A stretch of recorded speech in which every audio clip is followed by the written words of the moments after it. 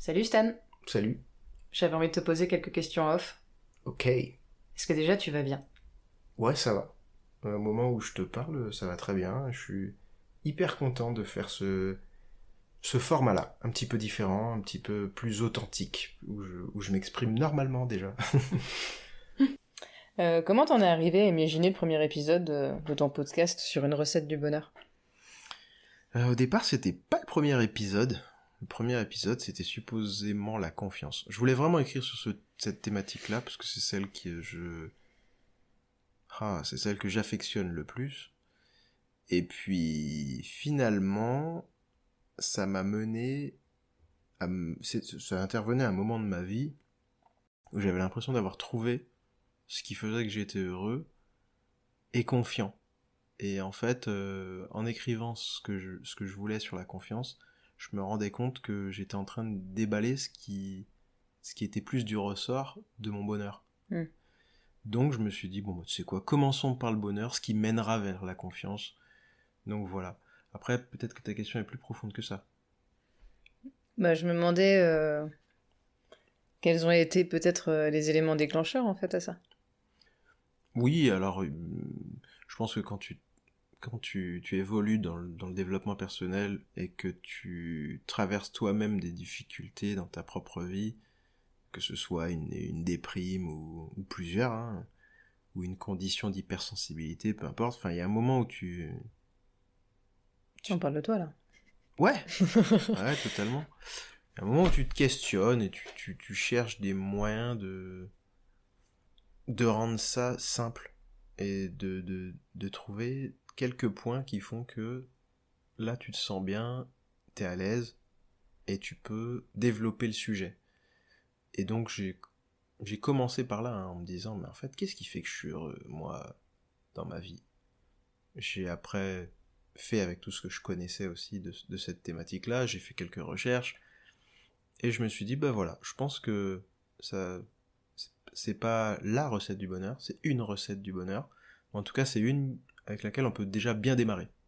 Et comment t'as réussi à regrouper justement tous ces éléments de ta recette du bonheur?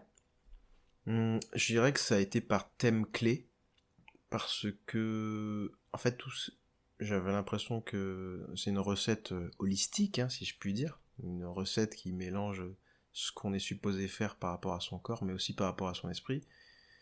Quand je dis esprit, voilà, tout ce qui est en rapport avec ce qu'on fait de soi mentalement. Et donc je l'ai un peu segmenté comme ça en me disant, pour tout ce qui est de l'ordre du corps, il y a ce qui concerne la nourriture, le sport, le fait de bien manger, etc. Et puis tout le reste pour ce qui est du mental. Et je me rendais compte que ça se recoupait. Ok. Et je me suis dit, voilà, on peut faire des étapes. On peut faire des étapes qui, quand on les aligne tout ensemble, bah on se sent normalement plutôt bien. Ok. Et c'était important pour moi de dire que ce sont des étapes et qu'elles sont pas, enfin, elles sont plus ou moins interdépendantes, mais on n'est pas obligé de les développer tout en même temps. On peut y aller progressivement. À quel moment t'as ressenti ce besoin de segmenter ou d'avoir ces étapes en toi pour justement construire cette recette? Moi, je les ai pas vraiment segmentés. Je les ai segmentés là, pour la recette en question, Ok. mais moi, dans ma propre vie, je les ai pas segmentés. Ok. C'est juste après, en faisant une sorte d'état des lieux de moi-même, où je me suis dit, attends, il y a un moment où je me sentais hyper bien. Qu'est-ce qui fait que je me sentais hyper bien? Et surtout, quelques temps après, il n'y avait pas beaucoup de choses qui avaient changé et je me sentais moins bien. Et je me dis, mais, ok, qu'est-ce qui a changé alors? Et c'est là que j'ai compris qu'il y avait des ingrédients de la recette qui étaient plus présents, ou en tout cas plus investis. D'où la nécessité, comme je disais, de revenir à un moment à cette recette et de se dire, enfin, qu'est-ce qui est là et qu'est-ce qui manque. Hmm. Donc pour moi, elle est pas, enfin, même quand je pense à mon propre bonheur, je me dis pas, ah tiens, il manque tel ingrédient. Je l'ai même pas en tête cette recette. Hmm. Je l'ai inventée entre guillemets pour le besoin du podcast, mais mais si j'ai besoin, je peux y remettre les yeux et voir ce qui va et ce qui déconne. Ok. Mais c'est pas, enfin, je suis pas un robot. Je l'ai pas en tête constamment. Ouais, je comprends. Et est-ce qu'il y a des parties de cette recette que t'as eu plus de mal à acquérir? Il y a une partie qui était pas prévue, c'était la méditation. Ok. C'est quelque chose qui m'attirait absolument pas et avec lequel j'avais vraiment du mal, même en essayant. Et je me suis rendu compte que, et c'est un peu ce que je disais dans le podcast à un moment, c'est que j'ai toujours éprouvé le besoin de me remplir l'esprit, alors que là, mon besoin était de le vider. Et il était fort ce besoin-là parce que il y a plein de moments où ton esprit, il veut t'aider, mais il y a aussi des moments où il veut pas du tout t'aider. Les moments où il te fait ruminer des trucs, où il te fait dire ah mais elle l'a fait exprès là. Si, je suis sûr qu'elle l'a fait exprès. Ah mais pourquoi il m'a pas répondu machin. Les moments où il ressasse inutilement des choses qui, même si tu y donnais une réponse, n'auraient aucune utilité, bah c'est des moments où il faut se vider l'esprit. Il faut absolument pas se le remplir avec d'autres questions. Donc la méditation par exemple n'était pas prévue. Pour tout ce qui concerne la partie manger bien, faire du sport, etc., ça c'est quelque chose qui a toujours fait partie de ma vie.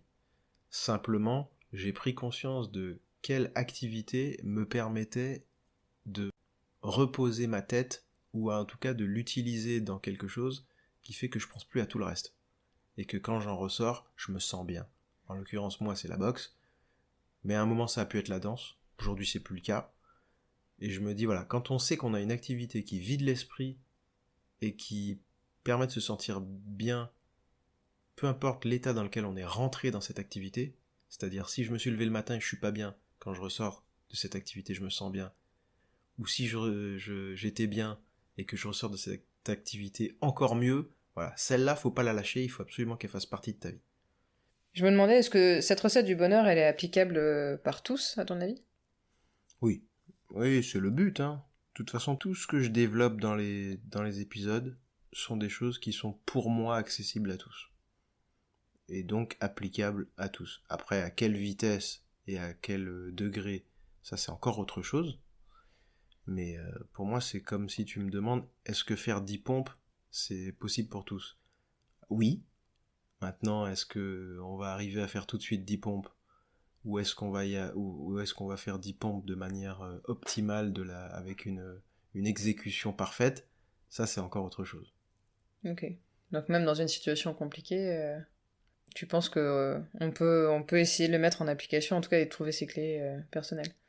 Pour moi, c'est valable pour tout le monde. C'est juste que selon où t'en es dans cette recette, bah, il y aura des petits trucs à développer, ou plusieurs, et voilà. Après, je considère que c'est pas quelque chose qui prend beaucoup de temps. Par contre, ça nécessite de se poser et de répondre à chacune de ces questions. Et après, d'avoir envie d'aménager du temps de vie pour développer ces choses-là. Ça prend pas du Ouais, temps en tout à fait. soi de développer cette histoire de bonheur. Ce qui prend du temps, c'est de se décider, si par exemple je parlais de l'activité qui fait du bien, c'est de se dire, ok, à partir de maintenant, bah, le mardi soir, je fais ce truc-là. Tu vois, c'est forcément un temps Hmm. que tu cèdes. Mais bon, c'est un temps que tu cèdes avec plaisir parce qu'il va C'est un t'apporter temps pour plein de toi. choses. En Ouais. plus, oui. Et d'ailleurs, je me demandais, toi, tu penses que c'est quoi qui rend malheureux? Ce qui rend malheureux, je pense que chez certaines personnes, c'est se poser beaucoup trop de questions. Chez beaucoup de personnes d'ailleurs, hein, c'est se poser beaucoup trop de questions. Chez certaines autres, c'est de pas s'en poser assez. Si on va sur la partie physique, je pense qu'il y a beaucoup de gens qui se posent pas assez de questions sur comment bien manger, sur ouais, les bienfaits du sport, ou même sur le sommeil. Je connais plein de gens qui dorment mal, mais qui pensent que juste ils dorment mal. Mais c'est, pour moi, dormir mal, c'est comme avoir une maladie. Je sais que le terme est lourd, mais c'est vrai.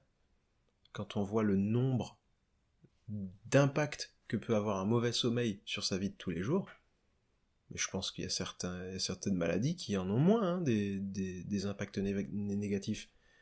Donc Bon, on le voit c'est... avec l'insomnie, d'ailleurs, Ouais. Et qui là, est une forme de maladie. tout à fait.